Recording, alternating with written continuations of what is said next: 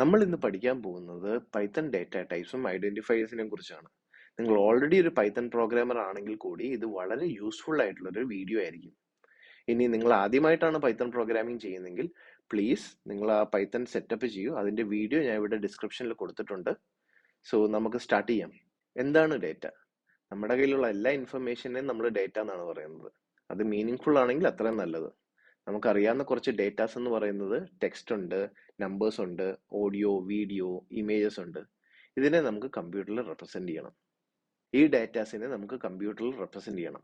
നമ്മളൊരു integer represent ചെയ്യുന്ന പോലെയല്ല ടെക്സ്റ്റിനെ റെപ്രസെന്റ് ചെയ്യുന്നത്. അതുപോലല്ല നമ്മളൊരു ഇമേജിനെ റെപ്രസെന്റ് ചെയ്യുന്നത്. അപ്പൊ ഇതുപോലത്തെ ഡിഫറെന്റ് ടൈപ്പ് ഓഫ് ഡേറ്റനെ നമുക്ക് കമ്പ്യൂട്ടറിൽ റെപ്രസെന്റ് ചെയ്യാൻ തരുന്നതിനെയാണ്, ആ ഒരു മെത്തഡോളജിനെയാണ് ഡേറ്റ ടൈപ്പ് എന്ന് പറയുന്നത്. അതൊരു ലേമൻ ടേം ആയി പോയല്ലേ. നമുക്ക് കുറച്ചും കൂടി ഒരു പ്രോഗ്രാമിംഗ് മെന്റാലിറ്റിയിൽ അതിനെ അപ്രോച്ച് ചെയ്താലോ.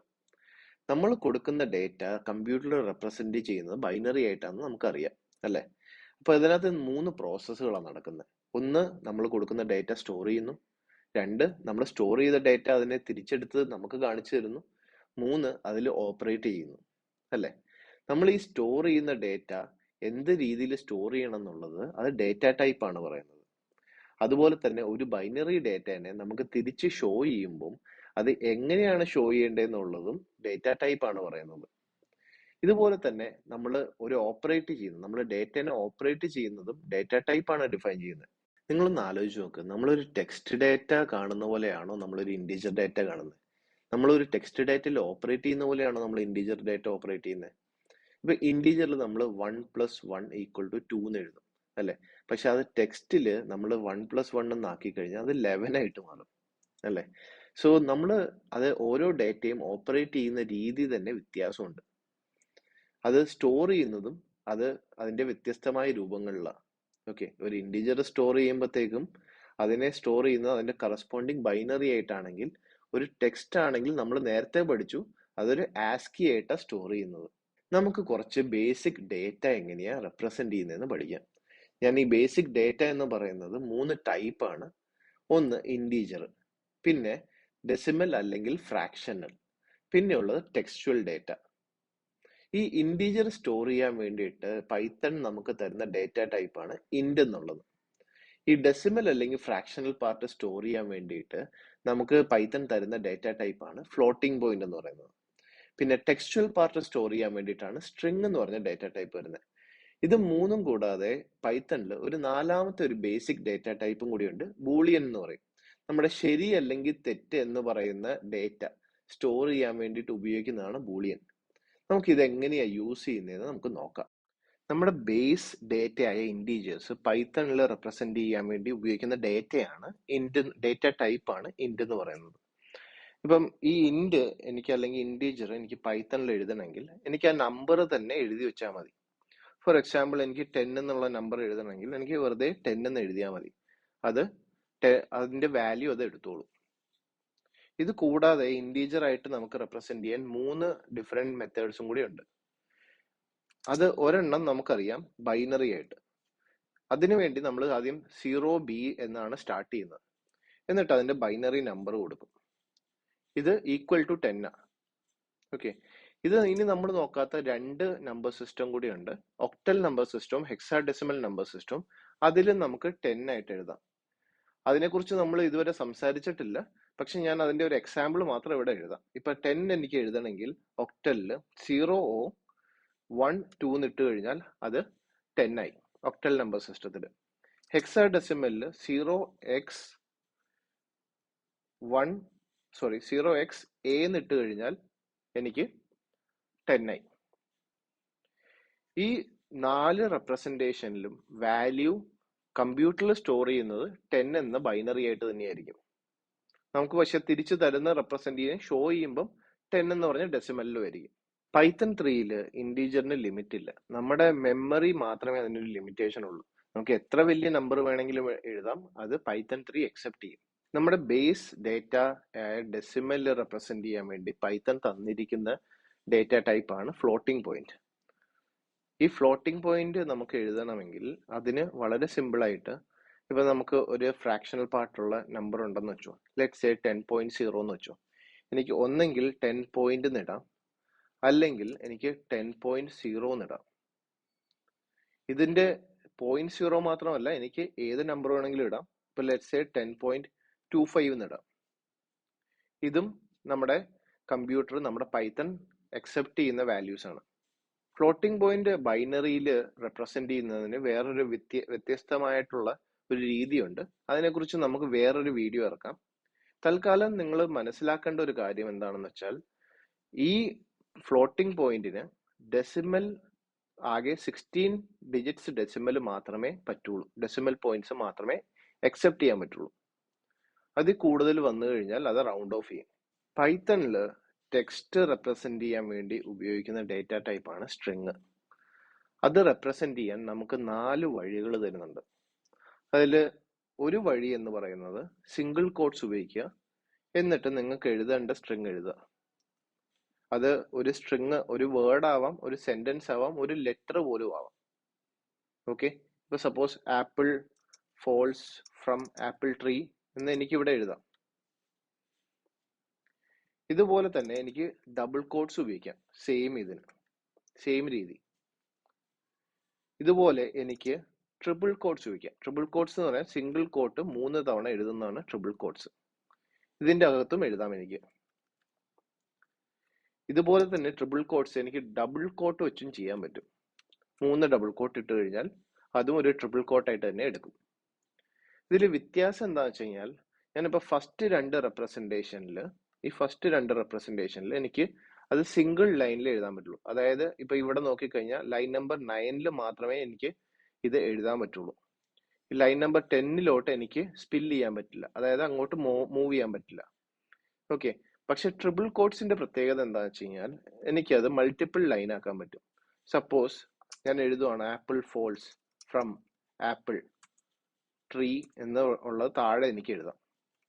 ഇത് തന്നെ എനിക്ക് ഡബിൾ കോട്ട് ഉള്ള ട്രിപ്പിൾ കോട്ട്സിലും ചെയ്യാൻ പറ്റും.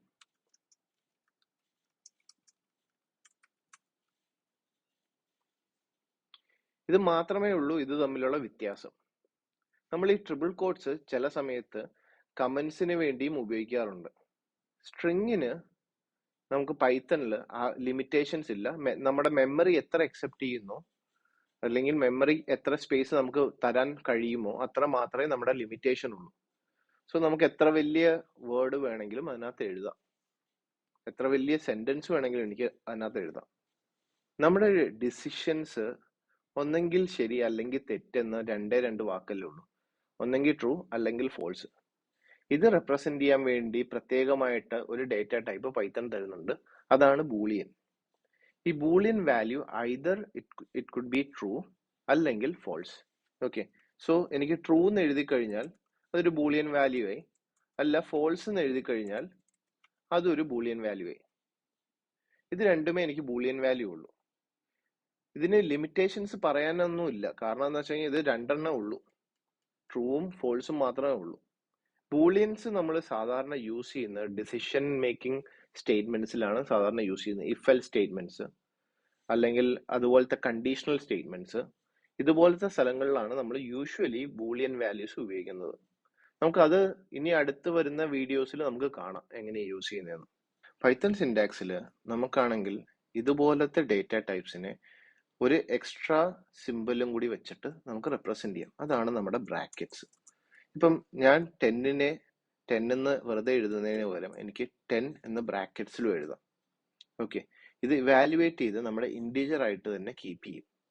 ഇത് 10 എന്നല്ല, എനിക്ക് ഏതൊരു വാല്യൂ എടുത്താലും 10.25 എന്ന ഫ്ലോട്ടിംഗ് പോയിന്റ് എടുത്താലും എനിക്ക് അത് 10.25 എന്ന് പറഞ്ഞ ഫ്ലോട്ടിംഗ് പോയിന്റ് തന്നെയായിരിക്കും. ഓക്കെ, ഇതൊരു ബ്രാക്കറ്റഡ് സിൻടാക്സ് ആണ്. ഇതിനെക്കുറിച്ച് ഫെർദർ ആയിട്ട് നമ്മൾ ഇനി വരാൻ പോകുന്ന വീഡിയോസിൽ കാണുന്നതായിരിക്കും. ഡേറ്റ ടൈപ്പ് എങ്ങനെയാണ് ചെയ്യേണ്ടതെന്ന് പഠിച്ച സ്ഥിതിക്ക് ഇനി നമുക്ക് അറിയേണ്ടത് ഇത് എങ്ങനെയാണ് എഫക്റ്റീവ്ലി പ്രോഗ്രാമിംഗിൽ ഉപയോഗിക്കുക എന്നുള്ളതാണ്. ഈ ഡേറ്റ നമുക്കാണെങ്കിൽ പ്രോഗ്രാമിൽ പലയിടത്തായിട്ട് ഉപയോഗിക്കേണ്ടി വരും. ആ ഉപയോഗിക്കുന്ന സമയത്ത് നമ്മൾ ഈ ഡേറ്റ എപ്പോഴും ഡേറ്റയുടെ വാല്യൂ ആയിട്ട് ഉപയോഗിച്ചു കഴിഞ്ഞാൽ നമുക്ക് കുറച്ച് ബുദ്ധിമുട്ടുണ്ടാവും. അപ്പൊ അതിന് വേണ്ടിയിട്ട് നമുക്ക് വേറൊരു മെത്തേഡ് ഉണ്ട്. അതിനെ നമുക്ക് സോൾവ് ചെയ്യാൻ വേണ്ടിയിട്ട് വേറൊരു മെത്തേഡ് ഉണ്ട്. അതിനെയാണ് നമ്മൾ ഐഡന്റിഫയേഴ്സ് എന്ന് പറയുന്നത്. ആ പേരിലുള്ളതുപോലെ തന്നെ നമ്മുടെ ഡേറ്റയെ ഐഡന്റിഫൈ ചെയ്യാനുള്ള ഒരു മെത്തഡോളജിയാണ് ഐഡന്റിഫയേഴ്സ്. അത് നമ്മുടെ ഡേറ്റയ്ക്ക് ഒരു മീനിങ് ആയിട്ടുള്ള ഒരു നെയിം കൊടുക്കും. ഇതെങ്ങനെയാണ് ചെയ്യുന്നതെന്ന് നമുക്ക് നോക്കാം. ഈ ഐഡന്റിഫയേഴ്സ് എന്ന് പറയുന്നത് അതിന്റെ റെസ്പോൺസിബിലിറ്റി, നമ്പർ 1 റെസ്പോൺസിബിലിറ്റി എന്ന് പറയുന്നത് നമ്മുടെ ഡേറ്റയ്ക്ക് ഒരു മീനിങ് നെയിം കൊടുക്കുക എന്നുള്ളതാണ്. നമ്മുടെ ഡേറ്റനെ നമുക്ക് ഐഡന്റിഫൈ ചെയ്യാൻ പറ്റണം. അതിനാണ് ഐഡന്റിഫയർ ഉള്ളത്. സോ നമുക്കൊരു എക്സാമ്പിൾ എടുക്കാം. Say price of biscuit equal to 10 rupees. Okay, ഇത് പറയുന്നത് നമ്മുടെ ഒരു ബിസ്ക്കറ്റിന്റെ പ്രൈസ് എന്താണെന്നുള്ളതിന്റെ മീനിങ് ആയിട്ടുള്ള നെയിം കൊടുത്തു. ഞാൻ വെറുതെ 10 എന്നിട്ടിരുന്നെങ്കിൽ ചിലപ്പോൾ ബിസ്ക്കറ്റിന്റെ പ്രൈസ് ആണെന്ന് നമുക്ക് തിരിച്ചറിയാൻ പറ്റില്ല. അപ്പം ഇതിപ്പം ഞാൻ കൊടുക്കുന്നതുകൊണ്ട് നമുക്ക് ഇനി എപ്പം ഈ കോഡ് വിസിറ്റ് ചെയ്താലും മനസ്സിലാവും, ഓക്കെ, പ്രൈസ് ഓഫ് ബിസ്ക്കറ്റ് ആണ് 10 എന്ന് ഉദ്ദേശിക്കുന്നത്. ഇനി എന്താ ഇതിന്റെ ഗുണം? സപ്പോസ് ലെറ്റ്സ് സേ ഞാൻ വേറൊരു എക്സാമ്പിൾ വരാം. നമുക്ക് കുറച്ച് സ്റ്റോർ ഉണ്ടെന്ന് വെച്ചോ. ആ സ്റ്റോറിലെല്ലാം ഈ ബിസ്ക്കറ്റ് പല ക്വാണ്ടിറ്റിയിൽ ആവശ്യമുണ്ട്. Let's say store A quantity എന്ന് പറയുന്നത് നമുക്കൊരു 100 ഇടാം. ഓക്കെ, സ്റ്റോർ ബി ക്വാണ്ടിറ്റി എന്ന് പറയുന്നത്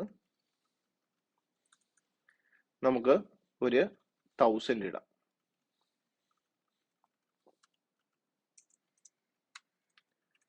സ്റ്റോർ സി ക്വാണ്ടിറ്റി എന്ന് പറയുന്നത്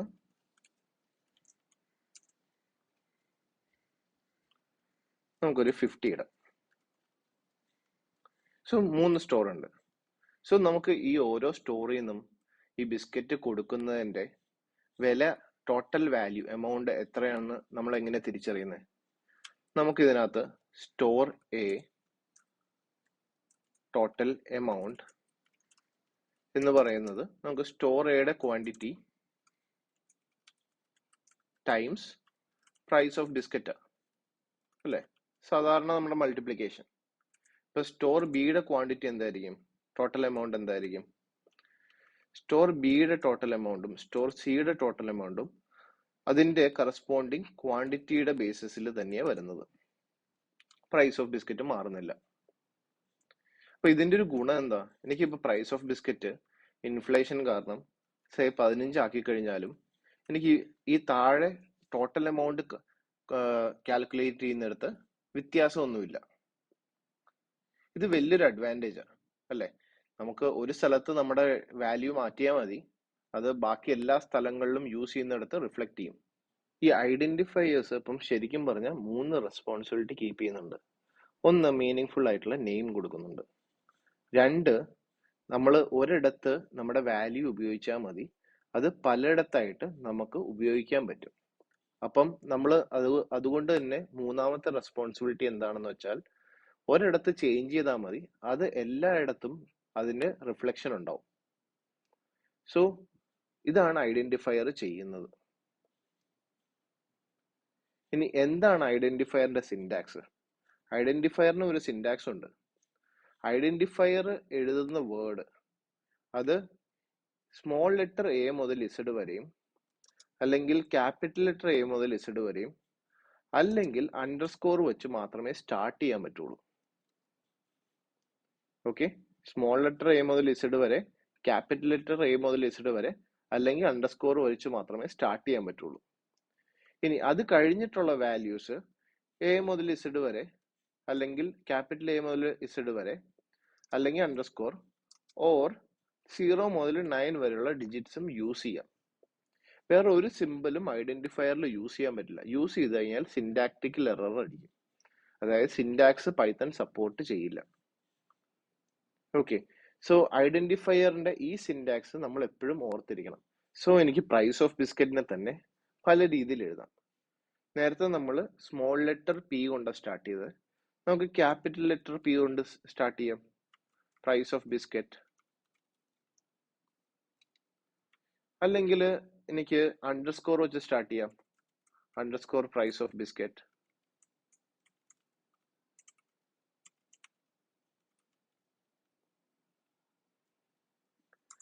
എനിക്ക് 2 അണ്ടർസ്കോർ ഉപയോഗിക്കാം, അല്ലെങ്കിൽ 3 അണ്ടർസ്കോർ ഉപയോഗിക്കാം. അപ്പോഴും എനിക്ക് എഴുതാൻ പറ്റും. ആകെ ഫസ്റ്റ് ലെറ്റർ സ്മോൾ എ മുതൽ ഇസഡ് വരെ, ക്യാപിറ്റൽ എ മുതൽ ഇസഡ് വരെ, അല്ലെങ്കിൽ അണ്ടർസ്കോർ. എനിക്ക് ഈ പ്രൈസ് ഓഫ് ബിസ്ക്കറ്റിനെ പ്രൈസ് ഓഫ് ബിസ്ക്കറ്റ് 1 എന്നും എനിക്ക് വേറൊരു പ്രൈസ് ഓഫ് ബിസ്ക്കറ്റിനെ പ്രൈസ് ഓഫ് ബിസ്ക്കറ്റ് 2 എന്നും എഴുതാം.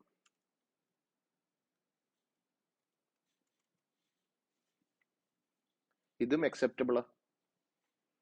സോ ഈ രീതിയിൽ മാത്രമേ നമുക്ക് നമ്മുടെ ഐഡന്റിഫയേഴ്സിനെ എഴുതാൻ പറ്റുള്ളൂ. സപ്പോസ് ഞാൻ വേറെ ഏതെങ്കിലും സിമ്പൽ ഉപയോഗിച്ചു കഴിഞ്ഞാൽ അത് തെറ്റായിട്ട് വരും. ഇതൊരു സിൻടാക്സ് എറർ ആയിട്ട് വരും. ഇത് എനിക്ക് വേറെ ഇടയിൽ ഉപയോഗിക്കാൻ പറ്റില്ല. ഇതും സിൻടാക്സ് എറർ ആയിട്ട് വരും.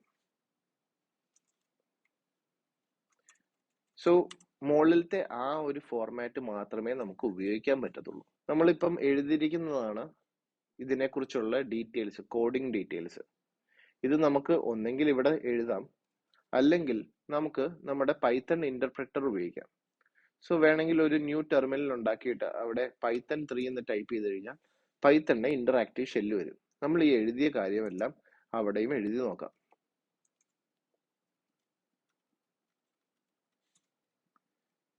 ട്രിപ്പിൾ കോട്ട്സ് എങ്ങനെയാണ് ഉപയോഗിക്കുന്നത്? Apple falls from apple tree. ഇതൊന്ന് ഡബിൾ കോട്ട്സിൽ എഴുതി നോക്കി. Apple syntax error. ഇനി നമുക്ക് നമ്മുടെ ഐഡന്റിഫയേഴ്സ് ഒന്ന് എഴുതി നോക്കിക്കേ.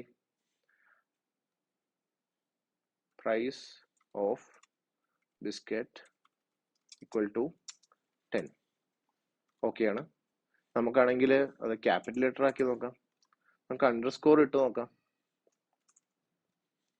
നമുക്ക് @ ഒന്ന് ഇട്ട് നോക്കാം. സോറി, ഹാഷ് ഇട്ടത്. @ ഇട്ട് നോക്കാം. Syntax error. ഹാഷ് ഇട്ടപ്പം സിൻടാക്സ് എറർ വന്നില്ല, ശ്രദ്ധിച്ചായിരുന്നോ? അതിന് കാരണം ഹാഷ് എന്ന് പറയുന്നത് നമ്മുടെ കമന്റിങ്. അപ്പം ആ ഒരു വാല്യൂ അവിടെ കമന്റ് ഔട്ട് ചെയ്തു പോയി. ഓക്കെ, അതൊരു വേരിയബിൾ, ഒരു ഐഡന്റിഫയർ ആയതല്ല, അതൊരു കമന്റ് ആയത് മാറിയതാണ്. അതുകൊണ്ടാണ് അത് അക്സെപ്റ്റ് ചെയ്തത്. പക്ഷെ വേറെ ഒരു സിമ്പിളും അതിനകത്ത് സപ്പോർട്ട് ചെയ്യത്തില്ല. നമ്മുടെ ഈ എല്ലാ ഡേറ്റ ടൈപ്പും വാലിഡ് ആയിട്ടുള്ള ഒരു ഫോർമാറ്റിലാണെങ്കിൽ നമുക്ക് അതിനെ ടു ആൻഡ് ഫ്രോ വേറെ ഡേറ്റ ടൈപ്പിലോട്ട് കൺവേർട്ട് ചെയ്യാൻ പറ്റും. ഇപ്പൊ ഫോർ എക്സാമ്പിൾ നമുക്ക് 10.25 എന്ന് പറഞ്ഞ വാല്യൂവിനെ നമുക്ക് ഇന്റീജർ ആക്കണമെങ്കിൽ ഇൻറ്റ് 10.25 എന്ന് ഇട്ട് കഴിഞ്ഞാൽ ആ 0.25 എടുത്തു കളഞ്ഞിട്ട് ബാക്കിയുള്ള വാല്യൂ മാത്രമായിട്ട് നമുക്ക് തരും. ഇത് നമുക്ക് ഫ്ലോട്ടിനും ഉപയോഗിക്കാം. ഫ്ലോട്ട് 10 എന്ന് ഇട്ട് കഴിഞ്ഞാൽ 10.0 ആക്കി തരും. നമുക്കിത് സ്ട്രിങ് ആക്കണമെങ്കിൽ str 10 എന്ന് ഇട്ട് കൊടുത്താൽ മതി. സപ്പോസ് നമുക്കിത് ഫ്ലോട്ട് ആക്കണമെങ്കിൽ, അതായത് ഒരു സ്ട്രിങ് വാലിഡ് ആയിട്ടുള്ള ഒരു ഫ്ലോട്ട് വാല്യൂ ആണെങ്കിൽ അത് ഇങ്ങനെ ഇട്ട് കൊടുത്താൽ മതി. ഇന്റിന്റെ കാര്യത്തിലും അങ്ങനെ തന്നെ. പക്ഷേ സപ്പോസ് നമ്മൾ ഈ ഇൻഡോ ഫ്ലോട്ടോ ഉപയോഗിക്കുമ്പം സിംഗിൾ കോട്ട്സിനകത്ത് ഒരു ലെറ്ററും കൂടി ഇട്ട് കഴിഞ്ഞാൽ അത് വാലിഡ് ആയിട്ടുള്ള ഒരു നമ്പർ അല്ല. അപ്പൊ എന്ത് പറ്റും? ഒരു ഇൻവാലിഡ് ലിറ്ററൽ ഓഫ് ഇൻഡ് എന്ന് പറഞ്ഞ ഇത് വന്നു. കാരണം കൺവേർഷൻ നടക്കില്ല. അത് തന്നെ കാരണം. ഓക്കെ, സോ ആ കൺവേർഷൻ ഡിഫൈൻഡ് അല്ല. ഡിഫൈൻഡ് ആയിട്ടുള്ള വാലിഡ് ആയിട്ടുള്ള കൺവേർഷൻസ് നമുക്ക് ടു ആൻഡ് ഫ്രോ നമുക്ക് നടത്താൻ പറ്റും. നമ്മൾ ഈ കൺവേർഷൻ ഒരു ഡേറ്റ ടൈപ്പിൽ നിന്ന് വേറൊരു ഡേറ്റ ടൈപ്പിലുള്ള കൺവേർഷൻ ആവശ്യമാണെങ്കിൽ മാത്രം ചെയ്യുക. ഇല്ലെങ്കിൽ നമുക്കാണെങ്കിൽ കുറച്ച് ഡേറ്റ നമ്മുടെ ലോസ് ആയി പോകും. ഓക്കെ, എന്താ ലോസ് ആയി പോകണം? നമ്മൾ നേരത്തെ കണ്ടു, ഇന്റിനകത്ത് 10.25 എന്ന് ഇട്ട് കഴിഞ്ഞാൽ 10 ആയിട്ട് തിരിച്ചു തരും. ആ 0.25 പോയി. അതായത് നമ്മുടെ ഒരു ഡേറ്റ പോയി. 0.25 എന്ന് പറഞ്ഞ ഡേറ്റ പോയി. അത് പോയി കഴിഞ്ഞാൽ നമ്മുടെ സിസ്റ്റത്തിനെ എഫക്ട് ചെയ്യുമെങ്കിൽ അത് ചെയ്യാതിരിക്കുക. ഓക്കെ, ഇങ്ങനെ കൺവേർഷൻ ചെയ്യാതിരിക്കുക. ബാക്കി എല്ലാ കാര്യങ്ങളും അക്സെപ്റ്റബിൾ ആണ്. സോ ഇന്നത്തേക്ക് നമുക്ക് ഇത്രയും മതി. ഇനി ഉള്ള വീഡിയോസിൽ നമ്മൾ ഇതിന്റെ കുറച്ചും കൂടി അഡ്വാൻസ്ഡ് രൂപമായ ഡേറ്റ സ്ട്രക്ചേഴ്സ് പഠിക്കും. സോ അടുത്ത വീഡിയോയിൽ കാണാം. Thank you.